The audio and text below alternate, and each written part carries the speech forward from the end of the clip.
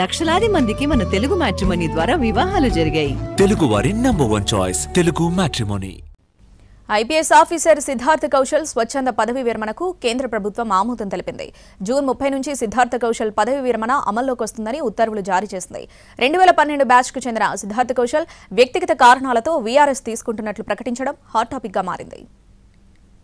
AP cadre IPS Siddhartha Kaushal రాజీనామాకు కేంద్రం ఆమోదం తెలిపింది. 2012 బ్యాచ్కు చెందిన సిద్ధార్థ కౌశల్ టఫ్ ఆఫీసర్గా పేరు తెచ్చుకున్నారు. వీఆర్ఎస్కు అప్లై చేసే సమయానికి ఆయన డీజీపీ ఆఫీసులో ఎస్పీ అడ్మిన్గా ఉన్నారు.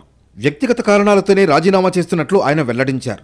తనపై వచ్చిన ఆరోపణలు పూర్తిగా నిరాధారమైనవని తన రాజీనామా లేఖలో పేర్కొన్నారు. ఆయన రాజీనామా లేఖను పరిగణనలోకి తీసుకున్న కేంద్రం వీఆర్ఎస్కు ఓకే చెప్పింది. సిద్ధార్థ కౌశల్ వీఆర్ఎస్ వ్యవహారంపై ఏపీ రాజకీయాల్లో హాట్ డిబేట్ జరిగింది.